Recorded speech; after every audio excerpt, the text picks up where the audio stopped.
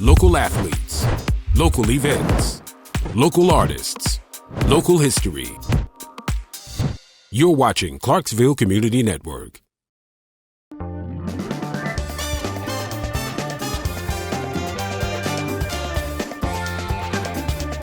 I'm Amanda Cherry for Clarksville Community Network.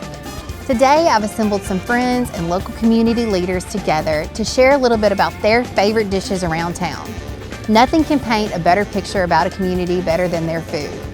I hope you enjoy some of the local dishes we're talking about here today.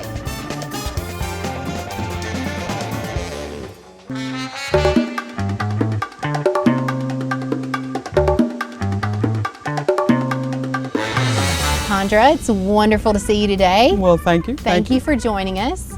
So I know that we know each other, but tell us a little bit about yourself. Chandra Smollett, employed by F&M Bank in their marketing department. I'm Senior Vice President of Marketing at F&M Bank. I've been there 26 years as of September 1st. 26 years. So you must have started in elementary school. Elementary school, pretty much. They have an apprenticeship that Sammy Stewart and then HR Director Elaine Smith took a chance and hired someone without banking experience, and I've been there ever since. Oh my gosh. Well, you're a match made in heaven because you do great things for F&M. Well, yes, thank you. Exactly. I pride myself in telling people, although I was not born in Clarksville, I've been here a long time. My father was in the military, and when he got stationed in Fort Campbell, fell in love with the town, which was many years ago, and decided that it was so much different from where he grew up in Detroit that he took unaccompanied tours, military tours overseas, so that his family could stay here. And Really? so even though I wasn't born in Clarksville, I've been here for a long time. So Sure. Since childhood anyway. Since childhood. Now, did you go to Austin P also? I did, and graduate of Clarksville High. This is our 40th reunion. Not that I want to publicize that, but all of my CHS Wildcat Class of '81 fans out there. Big year. Big year. Big year. Yes, perfect. Okay, so the big question we have to answer today is, tell me your favorite dish in Clarksville. Well, that's kind of hard because anyone who follows me on social media, I have a hashtag that says, that's what's for dinner, and I take pictures of the before pictures of the plates, not the after, because usually they're gone. What's left for it? So I have, there's a lot to choose from. We have a lot of a big variety of food in choices in town.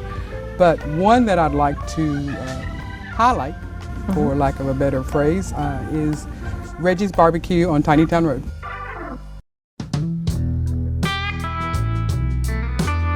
How y'all doing? I'm Reggie from Reggie's BBQ.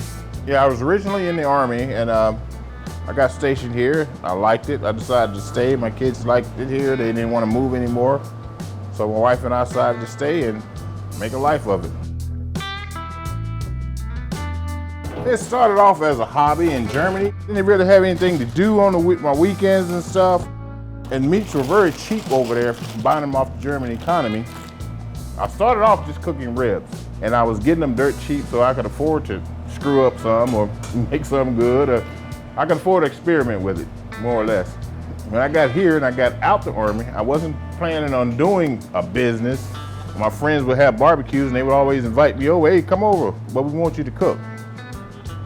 So that turned out, I said, well, if y'all gonna make me cook every time I come over, I'm gonna start charging. So I started off charging my friends $50, $20, $25 here and there to cook. And then I looked at it, I said, man, maybe I could make some money really doing this thing. You know, it was slow at first, and then after you get known, it starts to build up and you build up clientele. You know, the most important thing I can say about anybody who's in business, or especially food, is try to stay consistent. I've been in business for 10 years. Pulled pork, macaroni and cheese, and baked beans to die for. The chicken's pretty good too, but if you like pulled pork, barbecue, it's, I think he started with a food truck and now has a restaurant facility. Okay, so the pulled pork, now there's two kinds of pulled pork I've found in restaurants. Some of it is literally pulled and some of it's chopped. Where does he land? He lands somewhere between the two. I'm gonna go over how I make my pulled pork. My pulled pork is, I do a two-step cook on it, which a lot of people don't, but I do. I smoke it for 4 hours, and then I come back and I put it in this pan and finish cooking it. And the reason I do that is to keep it moist. You know, all this moisture here, it stays in the pork. It doesn't dry out. You know, I don't know about you, but I hate going to get pulled pork and it's all dry. And after I do that, it cooks overnight outside in the smoker. It cooks overnight, and I come back in the morning and I take it and I remove the excess fat. I like to use bone-in butts. The bone-in butt to me gives it a better flavor. And we just take this butt and we put it in the pot here. And you're gonna say, I know somebody's saying, what is he doing? You'll see in a minute. I'm from North Carolina. In Carolina, we do a vinegar-based pulled pork. So now I'm gonna add my seasonings to it. A little bit of salt, a little bit of red pepper,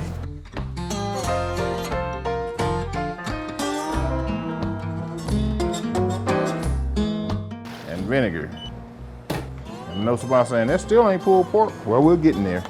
This right here is a stainless steel pork puller. Rather than doing it by hand, now where it would take another person, what, 20, 30 minutes to do this, start your timer.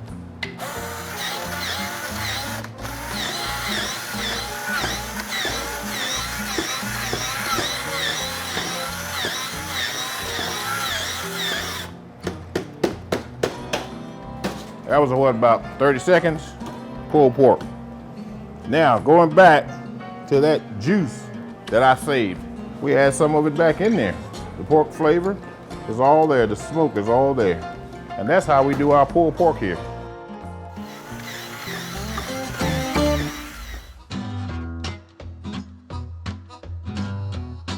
Barbecue is mainly a regional thing. I mean, if you go down to Texas, I've been down there, it's more beef.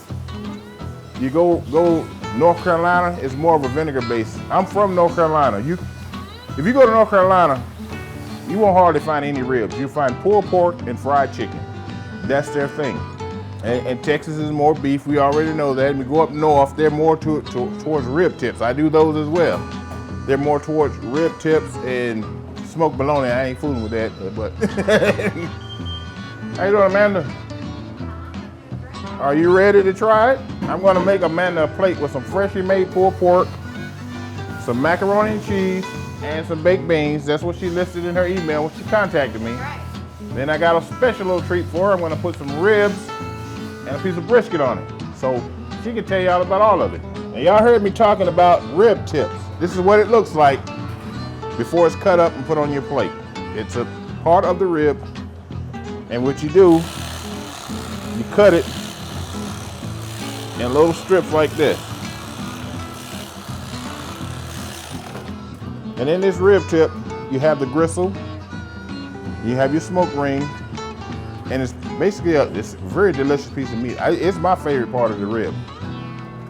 The holy grail of barbecue, of course, Texas, is the brisket. My brisket, I smoke it for 4 hours, and I cook it another 10 hours.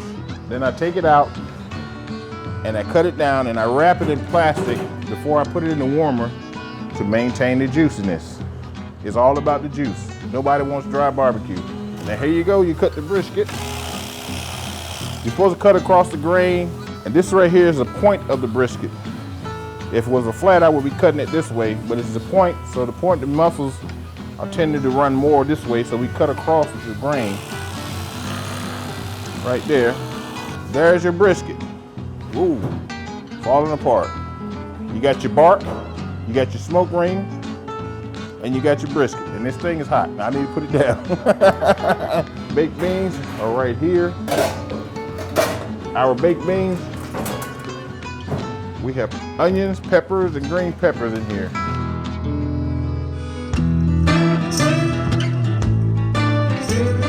Our macaroni and cheese, y'all seen there that she makes it over here, and then we put it in the pan, and then we bake it before we serve it.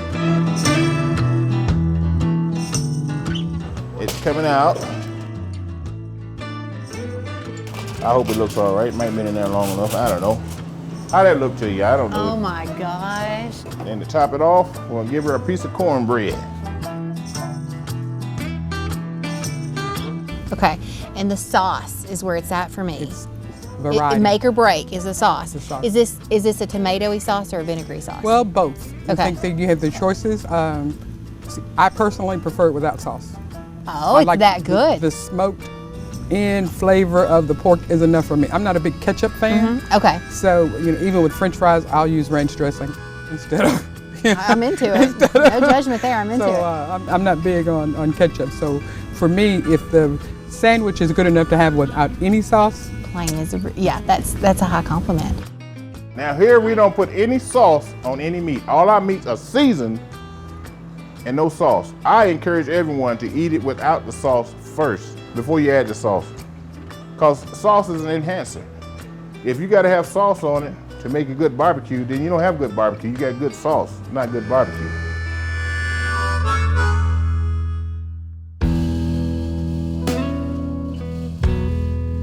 These smaller ones are called FEC 100s, Cook Shacks, and they can cook up to about I would say about 60 to 80 pounds of pork butts at a time. And this is the big granddaddy over here. This is a 250. Right now it's smoking some ribs right now at 180 degrees, so like I told you. And I'm cooking about 8 slabs of ribs in here at a time right now. There they go right there. Oh my gosh. They're cooking, and then here's the rib tips at the bottom, and here's the ribs at the top. I'm a carb lover myself, so I'm gonna dive in straight for this macaroni and cheese because Condra says it's good. I know it's good. So we're gonna go with that first. Gonna get a good bite.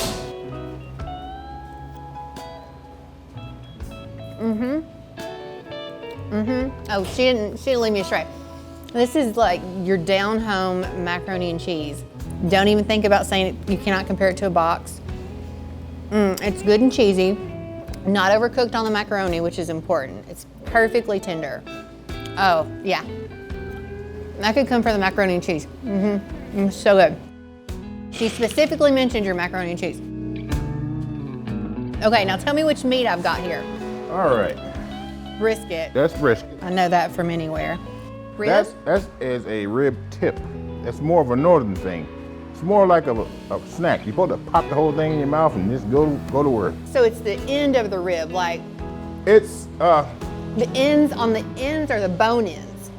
the bone ends. Got The little fatty part at the other side of the rib. That's what that is. With the cartilage and all that. That's it. Okay, this is what I'm really excited for because I saw you cut that brisket Okay. and it looks amazing. It's so tender, you don't even need a fork to pull it apart. All right. No sauce necessary. Right. Oh my gosh. If you gotta put sauce on it, it ain't good barbecue. It's good sauce. That's Oh what my I gosh, say. it's so tender, so good. Thank you. Perfect amount of smoke too. Sometimes it can be overpowering in the meat and that's perfect. Condra sent me for the pulled pork All right. and macaroni and cheese. But the pulled pork, and I love how this is pulled. It's got great texture still, so it's not just pulverized apart. I love that. And you're right, I'm a sauce girl and I don't need any sauce for that. Yes. Whatever magic you're putting on this, do you want to share it? Not really. Okay, well, it's worth a shot. No one wants to share their secrets with me, but it's always worth a shot to ask. I understand Yes. that. What makes the cornbread good, it's not so dry that you have to take a drink afterward, which a lot of cornbread, it's just, Oh, yeah. it just takes all the moisture out of your mouth. Oh yeah. Perfectly moist. Oh my gosh. You know what you're doing. How long have you been doing barbecue? I've been in business for 10 years. Matter of fact, September 1st made 10 years. But before then, you add another 20, not 20, add another 10, 15 years of just playing around the house, more or less.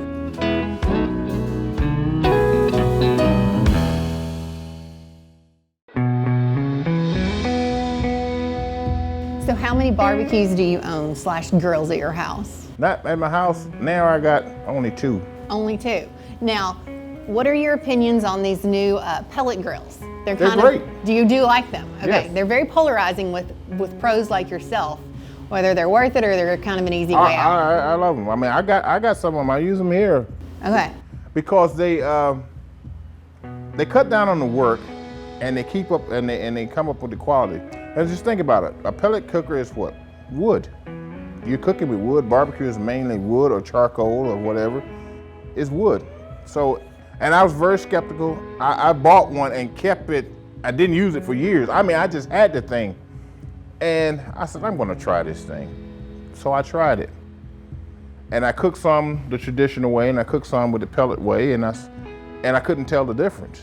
It's a lot of more work to cook it traditional way. I mean, I like cooking traditional way most of the time, but I like the pellet because it eases me up, especially when you're in business, because I don't have time to babysit a grill all day long to make sure. And so with the pellet cooker, it turns itself off. It stops cooking at a certain point and keeps the meat warm. Where in a traditional grill, if you forget, if I'm tied up, you come out and you got some crispy mess, Right, and it's gone. Now, if someone wants to come try you out for the first time, is there a rush in the day that they need to avoid? Is your lunchtime busy? At lunchtime it gets busy, and then it dies down between 2 to 4:30, and then at 5 o'clock when everybody's getting off work and going home. Picking up barbecue? They're picking up barbecue to take it home to eat for dinner. What, in your opinion, makes or breaks good barbecue? Makes or break. Inconsistency breaks it. If you go to a place and they serve you a good plate today and you go back tomorrow or 2 weeks from now and it's different, it breaks it. My Uncle Bob cooks it this way, and I like the way his come out. I said, but your Uncle Bob isn't here. I mean, nobody knows who your Uncle Bob is, but they know my flavor, and that's where they come at. See, people don't come here because I say I got the best barbecue in the world. They like what they taste here, and when they come back next time, they want the same taste, experience. They don't want to come back here and taste Uncle Bob next week and Uncle Henry next week and Sue's next week. You know, they want this a consistent. Right. Consistency makes barbecue. And I think inconsistency breaks it. I tell anybody, you know, I like to use McDonald's as an example. McDonald's doesn't make the best hamburger or cheeseburger in the world, but it makes the most consistent burger. Every time you buy a Big Mac, no matter where you buy it, no matter what part of the world you buy it in, it tastes like a McDonald's Big Mac. So that's one thing I strive to do here, is make my food consistent, the exact same way every time. So every time you come back, you know exactly what you're getting. It's not gonna be a hit and miss thing. You're not gonna be like, well, Reggie ain't good today. I try to avoid that at all costs. And for us, the mac and cheese and everything else we do, we try to stick with the exact same recipe. I try to get the exact brand of sugars, the exact brand of salts and peppers, and whatever I use, I try to use the exact brand. I don't like to skip all over the spectrum because everybody doesn't make pepper the same.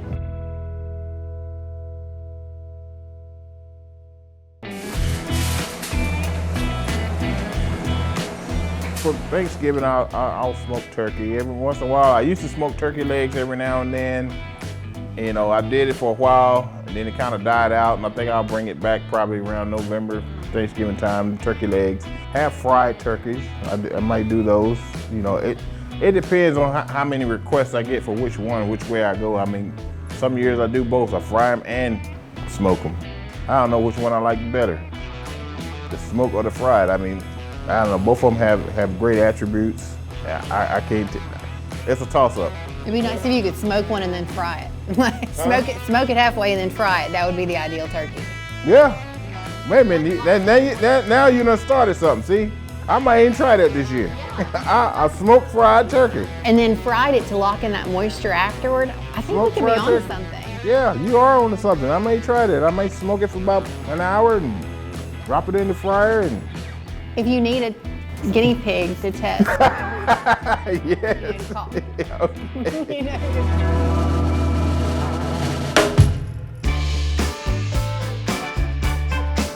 What you find out, to get the smoke flavor in meats don't take on smoke flavor at a higher temperature. At a lower temperature, it takes on more smoke flavor than it will at a higher temperature.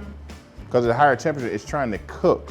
And at a lower temperature, it's absorbing the smoke. So I smoke my meats at 180 degrees. And I do that for 4 hours. And it gives it time, it absorbs the smoke better. You see the smoke rings on there.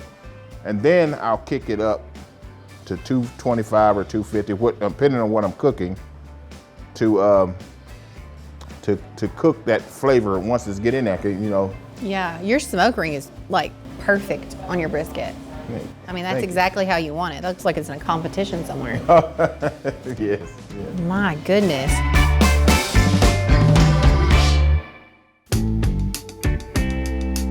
We don't pre-bottle our sauce. We cook sauce here 1 to 2 times a week. So when you come in and you say, I want to buy a bottle of sauce, we're going in the back, get an empty bottle, put your sauce with the newest, freshest sauce in your bottle. So you don't get something that's been sitting on the shelf for 3 months, then expired, and you get home and you don't get none of that. You get the freshest sauce that we just made. My thing when I started out, I wanted to cook a barbecue that you could eat without sauce. I'm not a big sauce person myself. I mean, I do eat it on some things sometimes, but I wanted to cook it to a point that you didn't have to have sauce. To me, sauce is like an attractive woman putting on makeup. She's great without it, and it's just an added bonus when you put it on there. That's a great analogy. Yeah. I love that. I'm more of a sweet type. That's the mild, that's the spicy. This is that's the mild. Okay, I'm gonna try the mild. That's really good. All right. One sauce girl from a non-sauce guy. It's really great. I like that. I can thank my wife for that. Oh, you've never given any credit to the wife yet since I've been I here. didn't thank her for barbecue sauce. It's about time you brought her up. Well, she's been there all the time, but she always said, you got to make your own sauce. You know, because at first, when I first started, I wasn't making the sauce. I would go get a sauce off the shelf at Walmart here. Here's some sauce, you know. That's because I didn't care about sauce. She said, you got to make your own sauce. You can't call yourself a barbecue man without your own sauce. So I set out to make a sauce, and it took me about 6 months of trial and error here and there, and I finally narrowed it down to what you have there. It's great. Yes. She's done very well with it. Yes. Yeah. And spicy's my favorite Okay. because I can take some heat. I like my food to hurt me a little bit when I eat it. Maybe crying is fine. Yeah. So the spicy is what I prefer, but I think that most of my friends would go for mild because they're not as strong as I am. They're a little bit of wimp. I have a friend bringing me some Carolina Reaper peppers when he finishes. I do at times make a XXX sauce that I don't put on the table. I just keep it in the back. I'm out of it right now. I just keep it in the back for people who say, oh, my God, it's really hot. And I bring it out and I have them run out here sweating. I had one guy, I had to give him a cup of milk because he was dying? Yeah. That's perfect. Well, I think this is well worth a trip from wherever anybody is in Clarksville. And it's a central location because you're right off the interstate, you're close to great entertainment. So it's definitely worth a trip from wherever people are in Clarksville or if you're from out of town. This is, I'm gonna say, the best barbecue I've tried in Clarksville. Thank you very try much. a lot of, now listen, I try a lot of barbecue and I'm also married to a barbecue guy. So this is fantastic, and that's really saying something coming from me. Thank you very much. Conjure wouldn't have steered me wrong, I know that. Yes. And you can also order us on Postmates, Grubhub, and DoorDash, and Uber Eats. Don't forget them. And we're on all 4 of those platforms, and you can order us and bring it right to you. Okay, perfect. Thank you so much for having us. Thank you. This has been fantastic, and I'm gonna get back to the brisket and the macaroni and cheese now. All right, okay.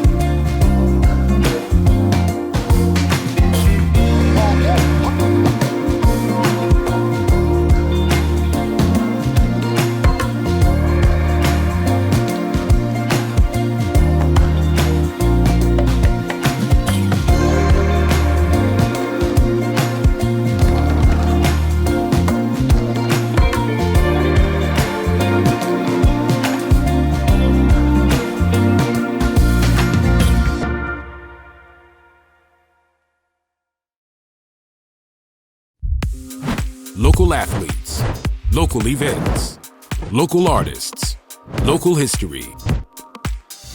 You're watching Clarksville Community Network.